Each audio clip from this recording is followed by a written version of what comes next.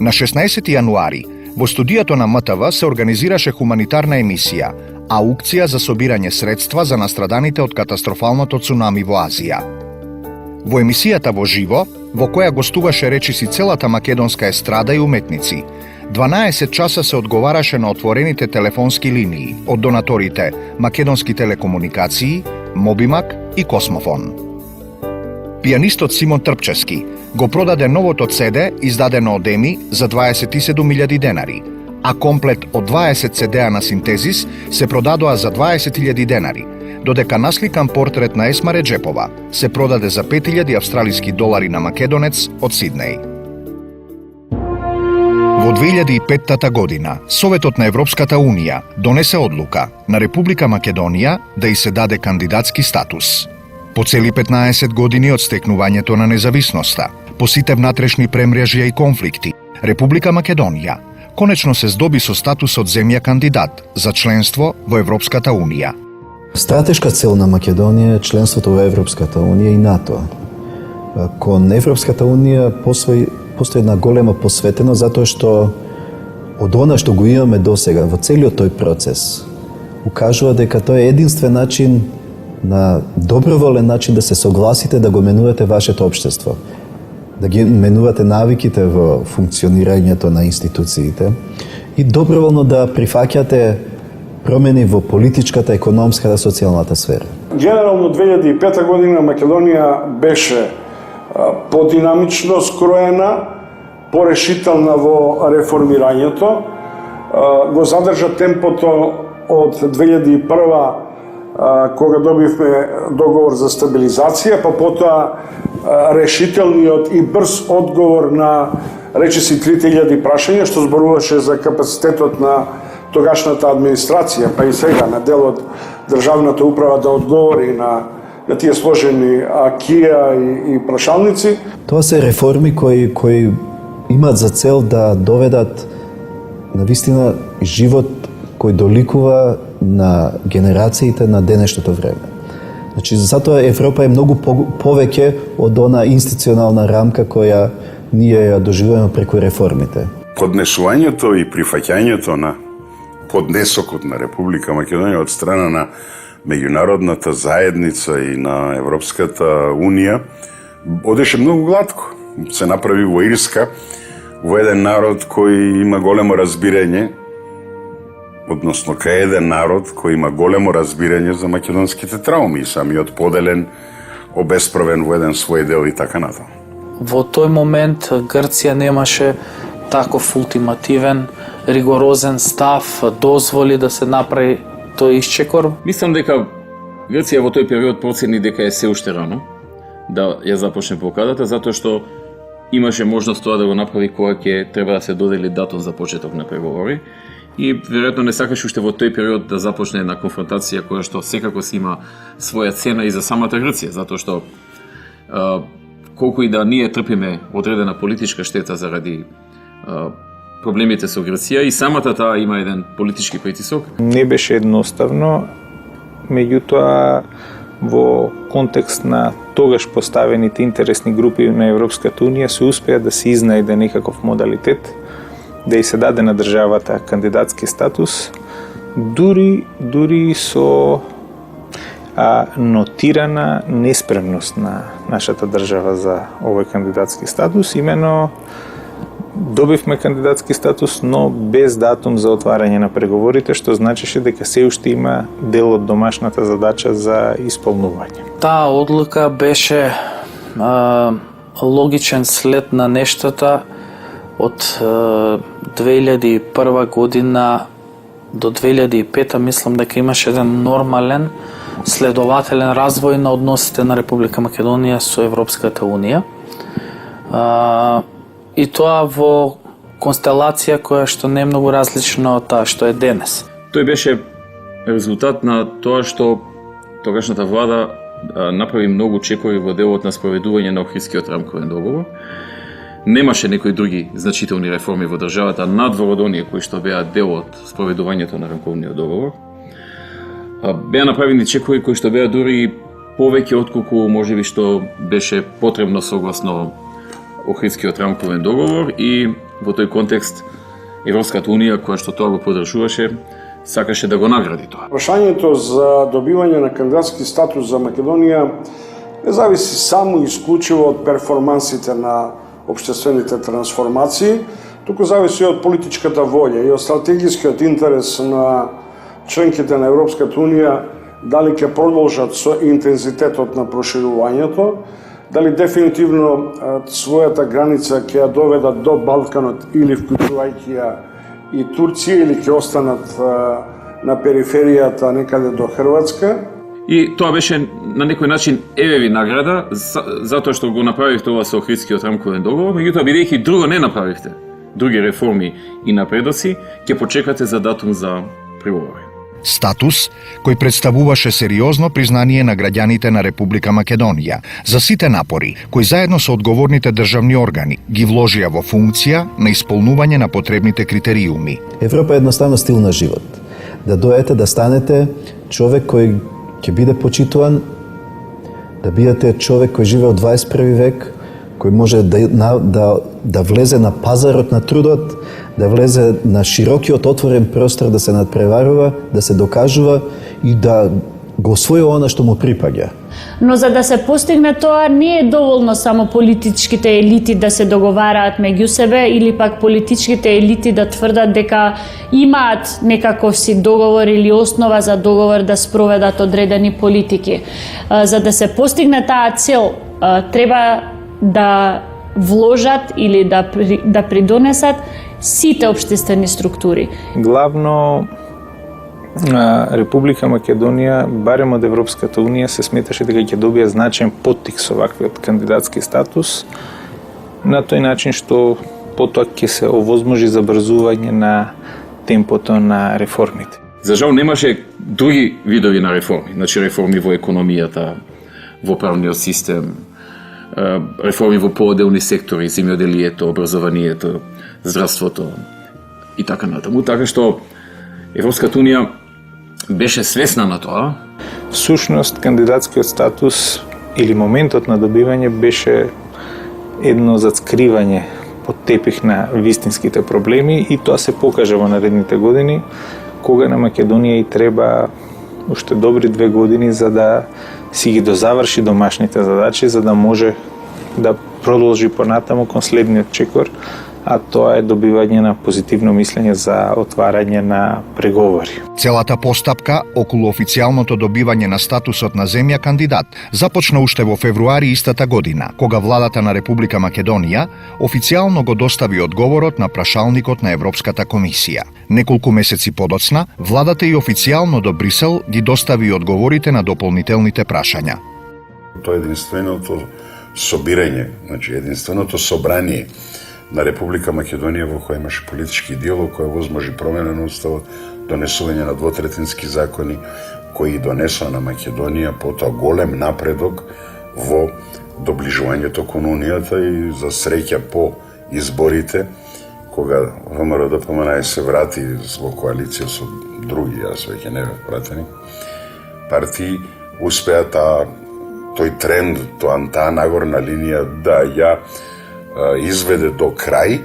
Според мене, проценките дека Македонија може да стане во одреден временски радиус до 2020-2022, а почнавме со 2012, зборува практично не само за тоа дека и ние немаме се уште постигнато вистински капацитет на трансформации на општествениот живот, според некои европски стандарди и мерила, туку и на тоа дека и во Европската унија има одреден степен на исчекување и тактизирање. Така што во декември 2005 година се даде кандидатскиот статус и за прв пат бевме земја која што доби кандидатски статус, а не доби датум за почеток на преговорите. Зошто тоа беше така, можеби повеќе знаат луѓето кои што во тој период беа на власт, но знам дека дотогаш сите земји што добиваа кандидатски статус, веднаш добиваа и датум за почеток на преговори.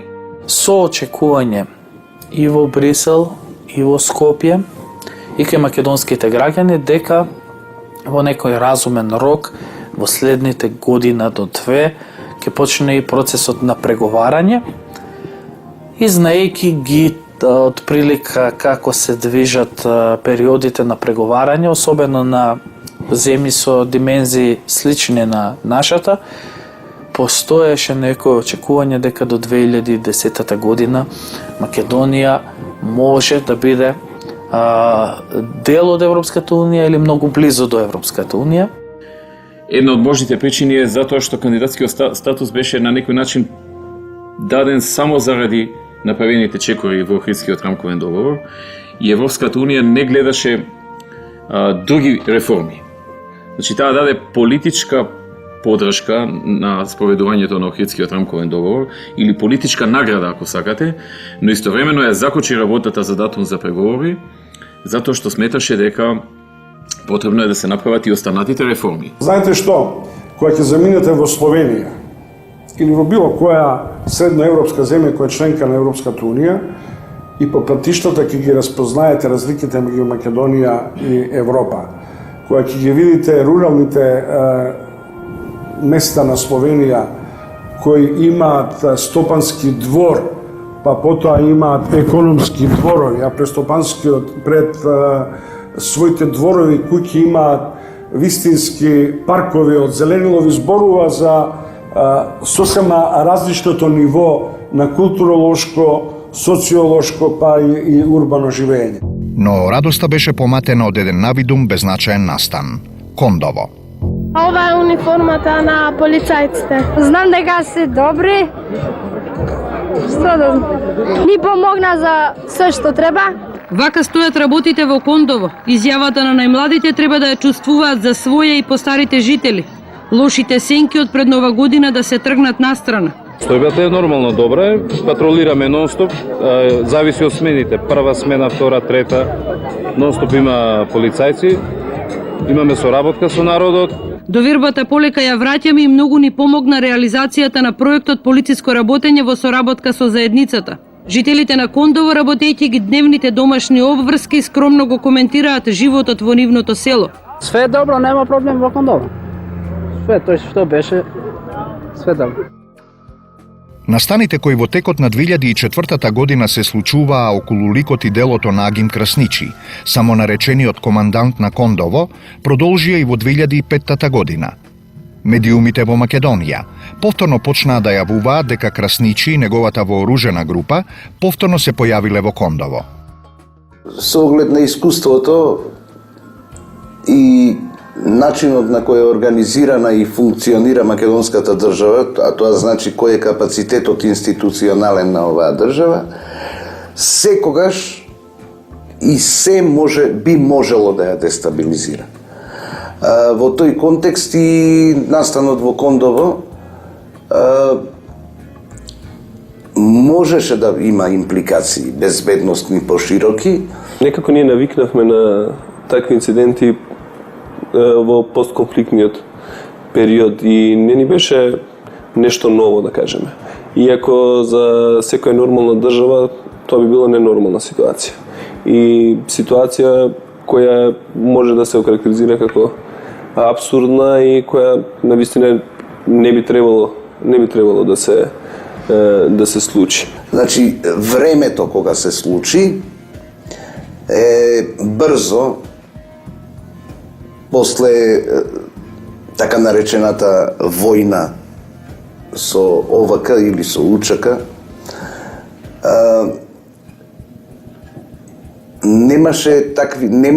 немаше амбиент за да прерасне во нешто крупно, иако можеби креаторите на тој настан мислеле дека ќе предизвикаат таков ефект. Полицијата или нема докази, или не интервенира. Овој пат остри се и реакциите на странските представници во Република Македонија, кои бараат полицијата да интервенира и да го реши проблемот со Кондово. Страшно беше што таа банда беше вооружана. Значи, оружјето што го имаше ОВК на македонска територија и после 3 акции за собирање, за разоружување и после амнестија, си остана, значи, во рацете на тие што го ракувале.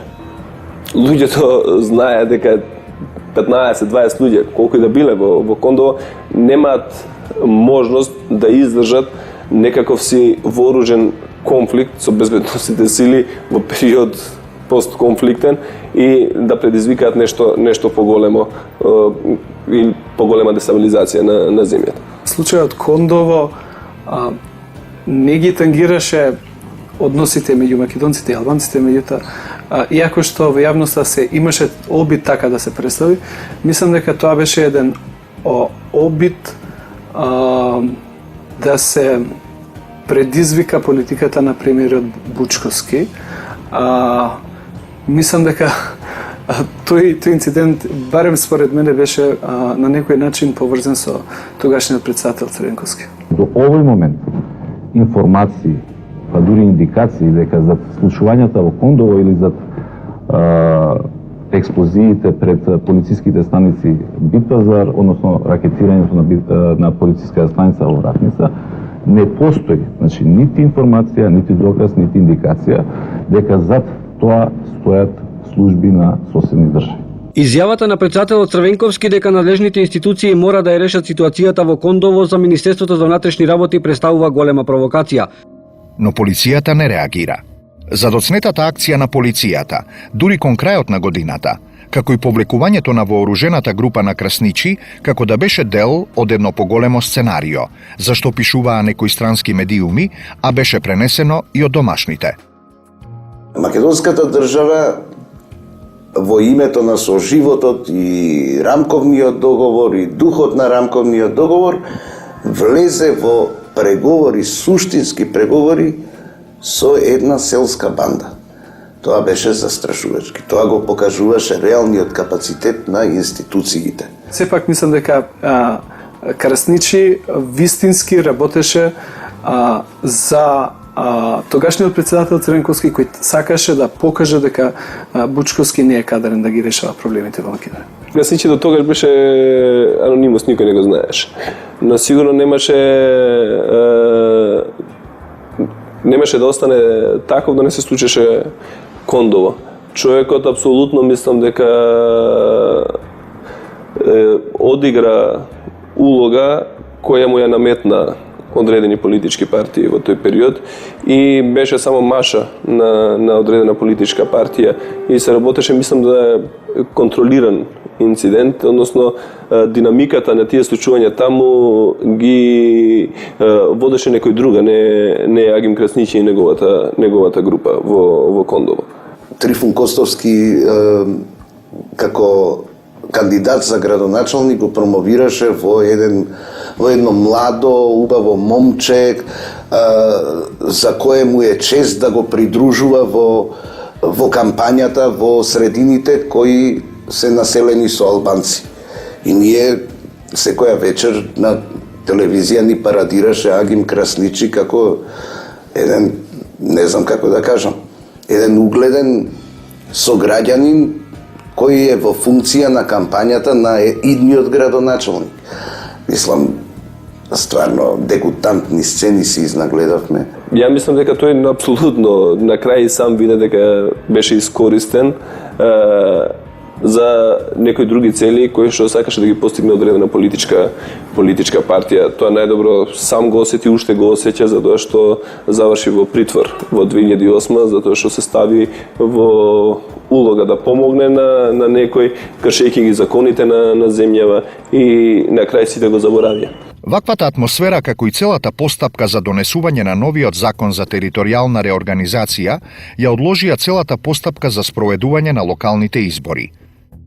На локалните избори за прв пат се спроведе новиот концепт на територијална распределба, за кој што имаше огромна гужва во 2004 година, референдум. Новата територијална поделба, вие знаете дека таа обврска ние ја преземавме со рамковниот договор. Требаше на некој начин да се направи некој баланс на односите во Македонија.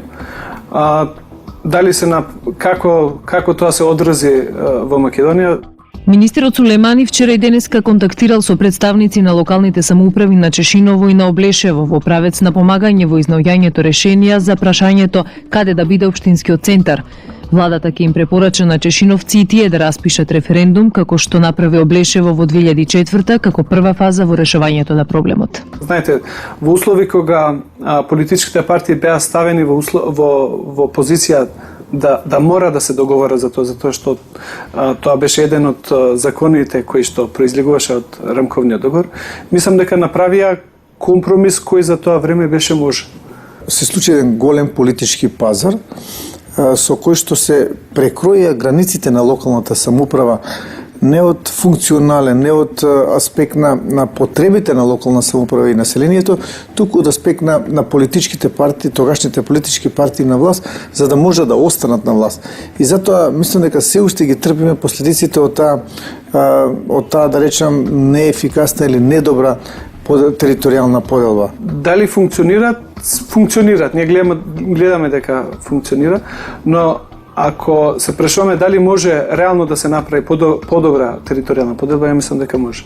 Наместо во предвидениот рок, кон крајот на 2004 година, изборите за градоначалници и членови на советите на општините и градот Скопје беа распишани за месец март 2005 година. Проблемот во врска со инфраструктурата се случува или се раѓа во населбата, во општината. Ако градоначалникот не ги знае тие проблеми, никош не може да ги знае подобро еден министер или еден премиер на влада. Се сеќавам на донесувањето на законот за децентрализација, со кој што требаше централната власт при почетокот на децентрализација, значи откако ќе завршат локалните избори 2005 година, да општините бидат растеретени од долговите во смисла на тоа да бидат репрограмирани од долговите со кои што се соочува општините и јавните предпријатија во општините. Граѓанинот треба да има една друга власт која што се расправа и решава еден куп на прашања околу амбиенталните прашања, околу заштита на околината и друг редици прашања, меѓутоа која што ќе ги преземе од централната власт тие да кажеме надлежности, буџети, средства и така натаму и ќе биде поблиску до граѓаните за да ги реши сите тие прашања. Ние се уште во Македонија тие елементи не се јасни дека постојат два нивоа на власт, локално и централно. Ако го погледнете, локалното не учествува в купниот буџет на Република Македонија ниту со 2%, 2 до 3%. Значи, комплетно локалната самоуправа е занемарена. На овие избори се појавија две големи коалиции. Едната предводена од страна на СДСМ, Заедно за Македонија, и втората предводена од ВМРО ДПМНЕ, За подобра Македонија. Локалните избори во 2005 година беа првата победа на реформираното ВМРО ДПМНЕ и практично од тогаш на сите наредни избори ние победуваме и тоа прилично убедливо. Во албанскиот политички блок, коалиција беше воспоставена само помеѓу ДПА и ПДП. ДУИ одлучи да оди сама на изборите. Изборите 2005 година беа многу значени за Република Македонија, веќе тогаш започна децентрализацијата во Република Македонија. Имено тоа беа првите локални избори во новата децентрализација. И морам да кажам дека во тоа време тоа звучеше како еден вид на добра компензација за сите аспирации за разни модели на поделба на, да кажеме, локалната власт, односно власта во државата. Наинтересна беше политичката битка за градоначалник на Скопје. СДСМ ја поддржа кандидатурата на дотогашниот градоначалник Ристо Пенов. ДУИ излезе со свој кандидат. Истото го стори и коалицијата на ДПА и ПДП. Од своја страна, ВМРО ДПМНЕ и неговите коалициски партнери, по долго премислување и внатрешно политички несогласувања, одлучија да не излегуваат со свој кандидат. Тие ја поддржаа кандидатурата на независниот кандидат Трифун Костовски. Димензијата моја јас ја идентификувам со тоа што успехот јас го доложам преди се на оваа земја. Овдека сум се родил, тука сум се школувал, тука сум научил да работам, тука сум ги понел тие мои работни навики во кои што сум успел во еден запад. И сакам тоа да го вратам овдека изворно. Како може човек да се оложи на сопствената земја, тоа е тоа прво што јас можам да направам за мојата земја. Не земјата што може да направи за мене. За мене доволно направил. Сега јас што можам да направам? При така би го формулирала и мојот во моментот 2005 година на локалните избори, мојот настап за независен кандидат за градоначалник на град Скопје. Ние долго се колебавме околу тоа дали да се подржи веќе објавената кандидатура на Трифун Костовски. Тој побара подршка од нас, преходно обезбеди подршка од сите други помали опозициони партии и остана ВМРО ДПМН. Ако се сеќавате, ние до последен момент се колебавме.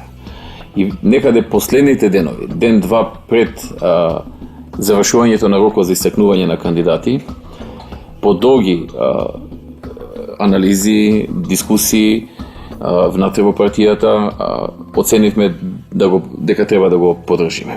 Јас сакав да дадам една нова димензија како треба се управува со градот Скопје и како тој треба да се движи по едни нормални, да не кажам, патеки. Зад кандидатурата на Костовски застанаа и политичките партии ВМРО Народна партија и Демократската алтернатива. Трифун Костовски немаше програма тогаш. Тој победи на бранот на незадоволството од законот за територијална поделба во Македонија, со кој во Македонија се прекроија границите на општините и тоа предизвика големо незадоволство кај гласачите македонци. Имаше една трифуноманија во градот. Значи, каде да влезевте, зборуваа дека Трифун треба да биде градоначалник, од такси во продавница, на улица, во парк или било каде се појавите во трговски центар и така натаму, сите беа за Трифун. Граѓаните, мојата работа, дури во моментите кога гласаа за Трифун Костовски, и 65% од нив ја оценуваа како добра, многу добра или одлична. Што е извонредно позитивен одговор на мојата работа, меѓутоа тие побараа друг да го води градот и тоа беше пресудното. И имаше и јавното мислење правеше еден голем притисок на ВМРО дека треба да се подржи за да не се случи повторно да победи Ристо Пенов. Иако морам да признам беше многу популарен и по сите анкети и рейтинзи беше далеко пред мене. И граѓаните го посакуваа за победник. Тој имаше добар рейтинг во тој период, затоа што преходно важеше за човек што многу помага, човек што успел во својот бизнис. И луѓето веруваа дека ако успел во својот бизнис, тој ќе успее и да направи добро и за градот. Значи, ако знаел да направи добро за себе, дека ќе знае да направи добро и за градот. Се покажа дека не е така. Градот Скопје е во една лимбо ситуација. Значи, говориме условно лимбо, ако градоначалникот е од спротивниот политички табор, градот Скопје осуден буквално да биде да животари. Ако е случајно со власта, тогаш тој може да добија поголем дел од средствата, да не кажам од буџетските средства на Републиката, на владата на Република Македонија. Трифун Костовски беше тројанскиот конј, која прифати улогата на тројански конј, за да го донесе ВМРО ДПМН на власт и потоа тие го шутнаа. Членовите на советите на општините и на градот Скопје се избираа согласно пропорционалниот изборен модел. Гласањето за овие места заврши уште на денот на изборите. Прегласување имаше на некои избирачки места. Изборите за градоначалници поминаа во доста тензична атмосфера. Најголемиот број од кандидатите не го добија потребното мнозинство во првиот круг. Гласањето во вториот круг беше пропратено со голем број нерегуларности, посебно во Западна Македонија. Се повеќе живееме во една атмосфера која што ни од блиску не доликува на скандинавски избори, како што ни ветуваше нашиот премиер. И што е најскандалозно, најчесто во таа атмосфера се вмешани луѓе кои што се од власта. Реакција имаше и од седиштето на НАТО, од каде што искажаа разочараност. ОПСЕ за овие избори укажа на голем број нерегуларности, иако даде изјава дека тие беа во согласност со меѓународните стандарди. Па да ви кажам, убеден сум, ако народот ја свати пораката, граѓаните ја сватат пораката, масовно излезат на гласање, неќе има можност за нефер и демократски, нефер избор. А доколку излезат масовно, тука апсолутно. Мислам, просторот е многу стеснет за да може да има нефер ситуација. Откако Пенов ја напушти изборната трка пред вториот круг, победата на независниот кандидат Костовски беше обезбедена. Како градоначалник, секако таа функција обавував 4 години, меѓутоа ниту има претходно искуство да го водам градот, така да некои работи сами по себе веќе се отвара како нови видици, нови хоризонти во поглед тоа што на Скопје му треба. Кога заврши првиот круг на избори, имав средба со еден амбасадор кој што беше пред заминување, амбасадор на една многу значајна држава и особено за нас Македонија, но и една од најмокните држави во светот. И тој ме повика да се видиме, требаше наскоро да се замине. Седнавме на едно место, во еден кафе-бар, така во еден слободен разговор и неговата прва реченица беше ти честитам. Јас мислев дека ми честита за победата на изборите. И се заблагодарив. Но тој некако не се доискаше и продолжи, вели ти честитам што му ја уништи политичката кариера на Трифун Костовски. Викам, а зошто? Мислите дека му ја уништив?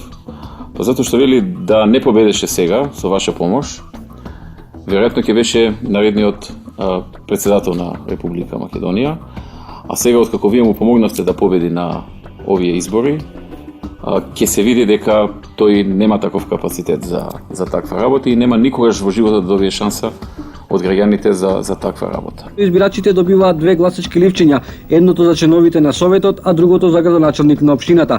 Покрај тоа добиваат и 2 дополнителни ливчиња, едното за градоначалник на Скопје, а другото за членови на Советот на град Скопје. Гласањето тече во ред, отворено е местото во 07 часот за бајле. До сега нема инциденти. Све е во ред. Според анкета на граѓанската организација МОСТ, која ги наблюдуваше изборите, Коалицијата за Македонија заедно доби 36 градоначалнички места, а Коалицијата за подобра Македонија 28 градоначалнички места, од кои 7 за независни кандидати, поддржани од оваа коалиција. При тоа, освојувајќи го градот Скопје, најголемиот дел од скопските општини, како и голем дел од значајните регионални центри.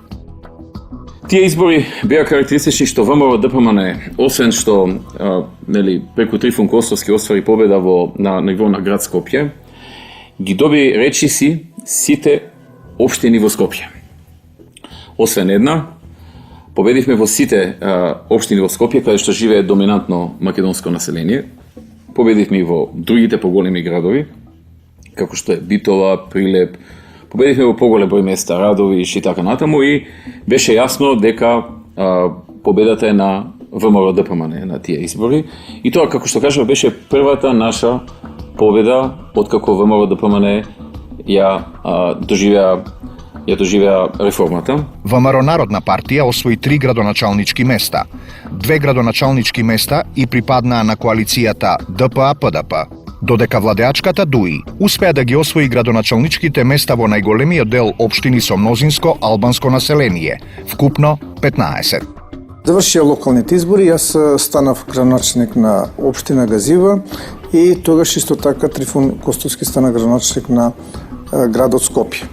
За жал, подготовката за децентрализацијата беше многу недобро организирана.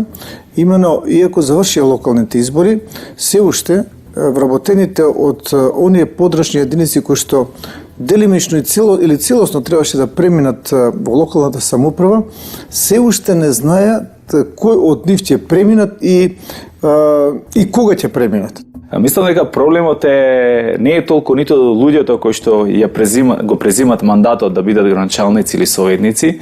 Немаме ни премногу лош закон, мислам дека имаме солиден закон, туку имаме еден несоодветен третман од страна на централната власт према локалната власт. За градот Скопје е најскапа локална самоуправа што постои во Република Македонија. Имате 10 општини, имате 10 администрации, имате 10 градоначалници, односно 11, имате 11 совети или на општини или на град Скопје, кои што се дебело платени, апсолутно тоа се големи трошкови за град Скопје.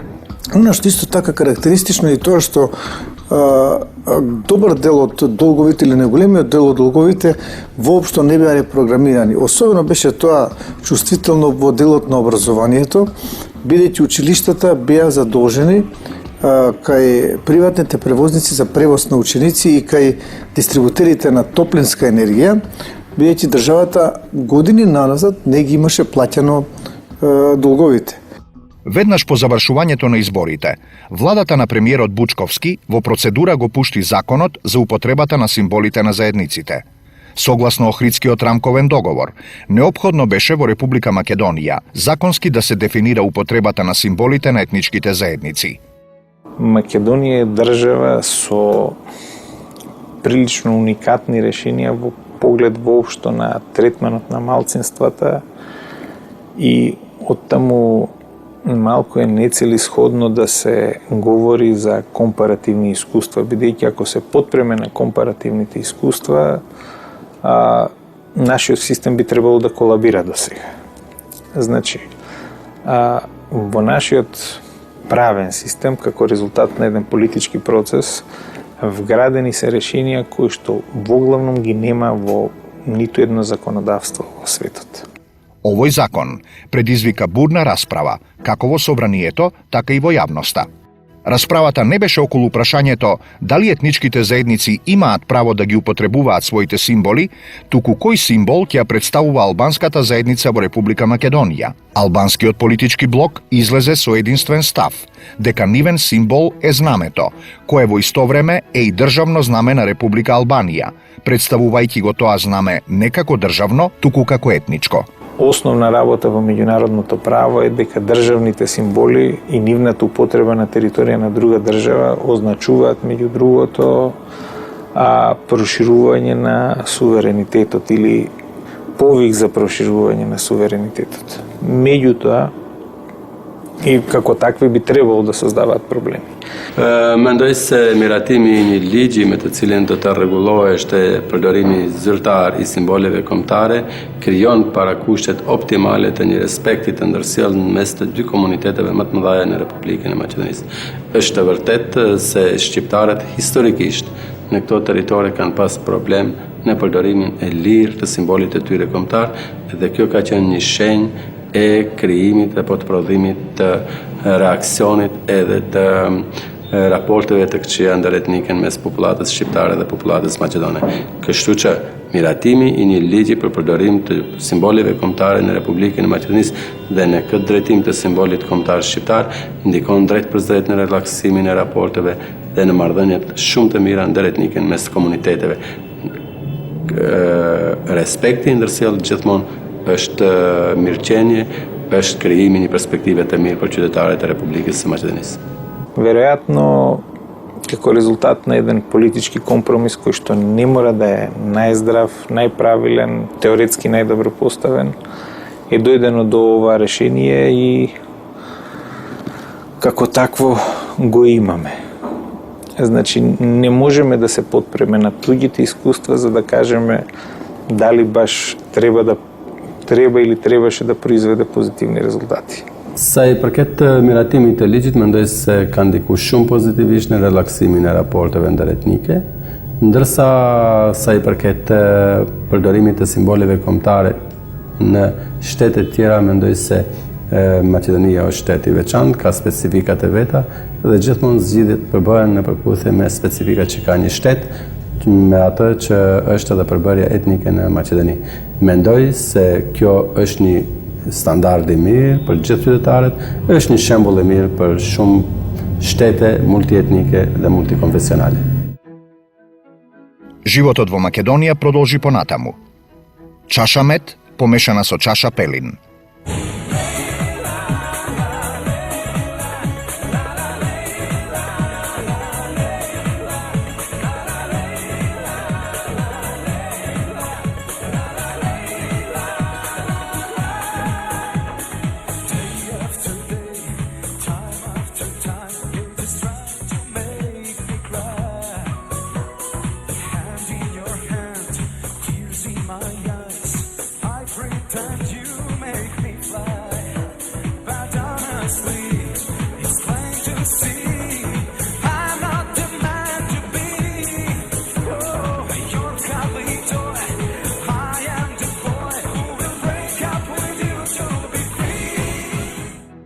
На 10. јули, проектот на Театарот за деца и младинци од Скопје Македонска приказна ја освои највисоката награда – Гран При на Интернационалниот фестивал на театри за деца, што се одржа во Котор. Ова беше втор Гран При, што на ваков голем театарски фестивал го добива Македонска приказна, победувајќи проекти од земји кои имаат сериозни продукции во нивните театри за деца. Македонска приказна е проект што во Театарот за деца го постави куклениот мајстор Боњо Лунгов од Бугарија, а во неа глумат, пеат, удираат на тапани и изведуваат анимации 5 мина актери – Тања Кочовска, Катарина Илиевска, Владимир Лазовски, Олгица Христовска и Предраг Павловски. Сценографијата е на Љубомир Чадиковски. Паралелно со сите овие настани, во фокусот на јавноста беше и одлуката на јавното обвинителство на Хашкиот трибунал да покрене обвиненија против поранешниот министер за внатрешни работи Љубе Бошковски и против Јохан Тарчуловски, поранешен шеф на обезбедувањето на председателот Борис Трајковски. Двајцата обвинети од страна на Хашкото обвинителство се товареа за злосторства против цивилни лица, извршени за време на операцијата на македонските безбедносни сили во село Љуботен во текот на 2001 година. Судскиот спор, односно случајот судењето кое се водеше пред Хашкиот трибунал, несомнено е тешко да биде оценувано од аспект на неговата основаност со оглед на фактот што сепак се работи за меѓународен трибунал и Република Македонија како сериозна држава ги прифаќа сите институции на меѓународното право, вклучително и овој трибунал. Ние можеме да имаме едно или друго размислување за тој суд, меѓутоа тој суд беше формиран од Обединетите нации и тој имаше право да постапува по тие предмети. Меѓутоа, кога станува збор за овој конкретен случај, сепак ќе остане чувството дека во Хаг се судеше само на многу мал број на луѓе, односно само на двајца осомничени или обвинети, како сакате, а потоа се донесе пресуда секако во процедура која одговара на трибуналот. Меѓутоа и двајцата беа представници на институциите, односно представници на безбедносните сили на Република Македонија. Во Македонија јавноста беше поделена и таа поделба мислам дека беше повеќе етничка. Например, етничките македонци сметаат дека тие судски процеси се неправедни, а од друга страна албанците веруваат дека тие луѓе што се таму во Хаг треба да им се суди. Испорачувањето на овие две лица на Хашкиот трибунал предизвика реакции во Македонија, бидејќи Хашкото јавно обвинителство се немаше изјаснето за случаите со мавровските работници и Браната Липково. Инаку, што се однесува до основаноста, сметам дека е неблагодарно да се коментира основаноста на било кој судски случај, со оглед на тоа што трибуналот одлучи дека треба да постапува и може да постапува согласно нивниот статут, согласно правилата за работа на овој суд и тие постапуваа по случајот. Би можел секој од нас повеќе субјективно да ги коментира одлуките, доказите, чувството на основаност или неоснованост, но тоа е сосема друго прашање.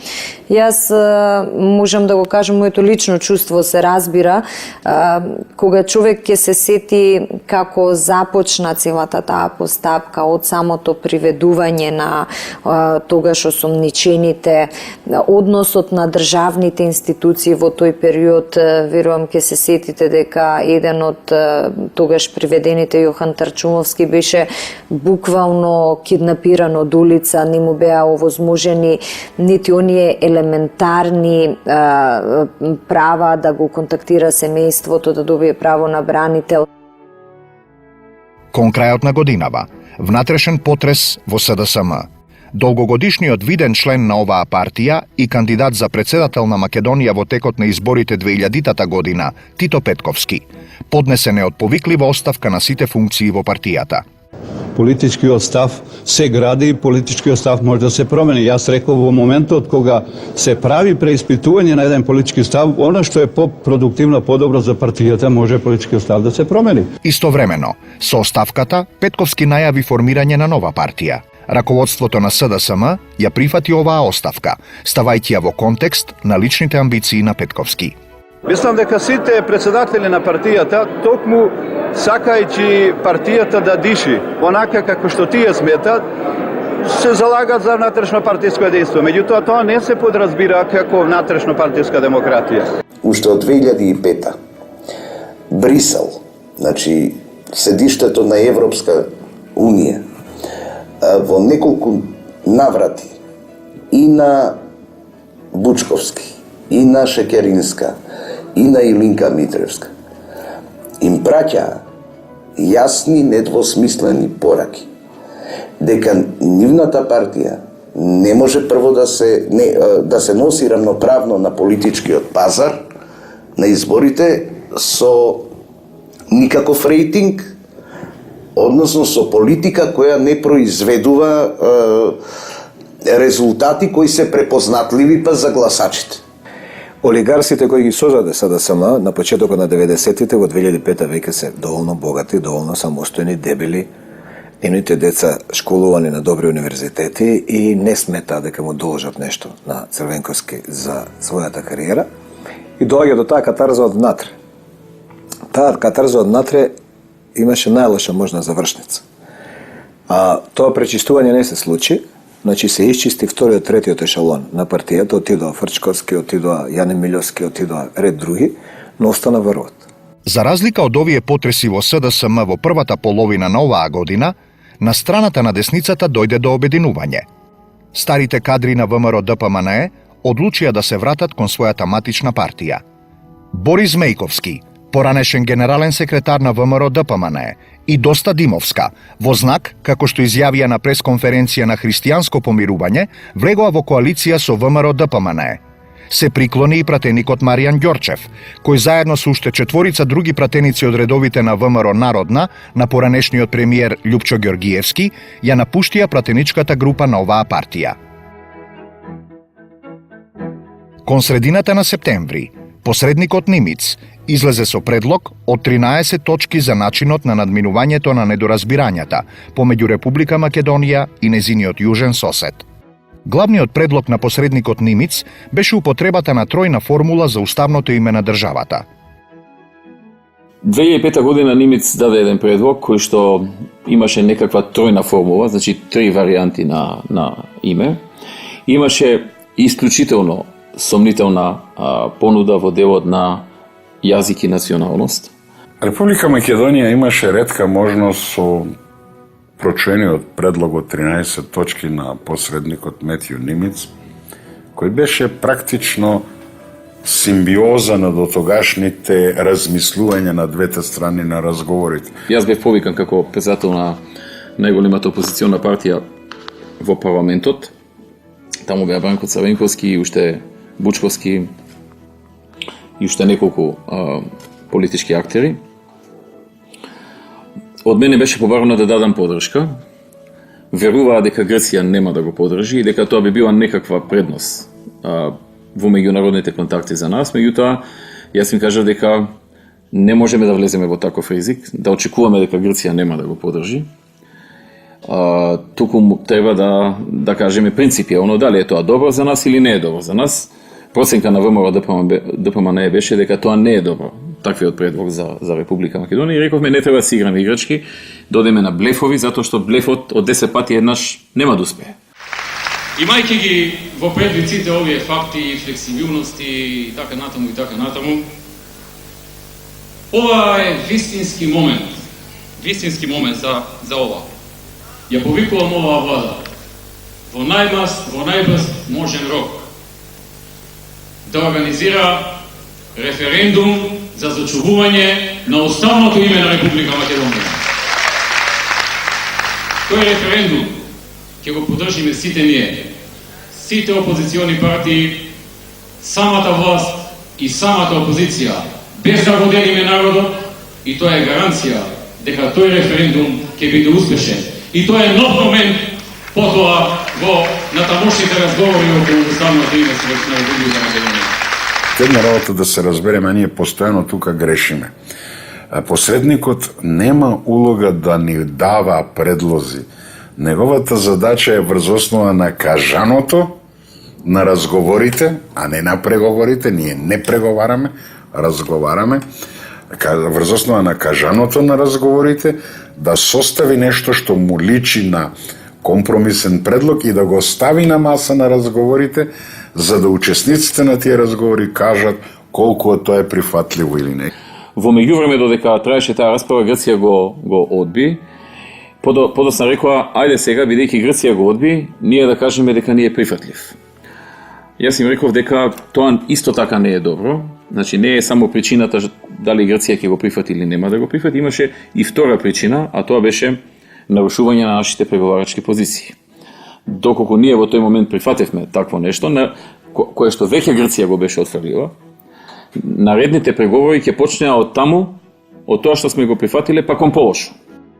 На 18 октомври во Скопје беше објавен извештајот на Transparency International на светската листа на корупција. Земјата го достигна се чини највисокото ниво на корупција, вклучувајќи и првата половина на 2006 година, период во кој што и според меѓународната организација Transparency International, Македонија се најде во најдолниот дел на табелата во својата историја. Македонија се најде на 103-то место од 159 држави и беше меѓу државите Свазиленд и Гамбија на оваа листа, што покажуваше дека земјата има многу сериозен проблем со корупцијата. Македонија го допре совсемното дно, значи дојде на 105-то место. За споредба ќе кажам дека сега сме веќе на 62-то, работиме да биде и подобро тоа. И бевме во група на земји од Африка кои што дори не ги познававме, до толку некои земји кои што се навистина цивилизацијски назад. Индексот на перцепција на корупцијата во Македонија годинава е 2,7%, колку што бил и лани.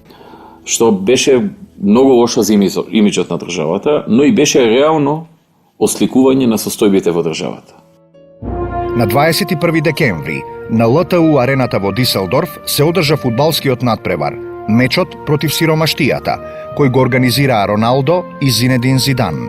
На овој трет од ваков тип надпревари, македонскиот репрезентативец Артим Шакири ја имаше таа чест да настапи во тимот на Зидан. Надпреварот го проследија 48.783 гледачи, а повеќе од 30 телевизиски станици ширум светот вршеа директен пренос од истиот.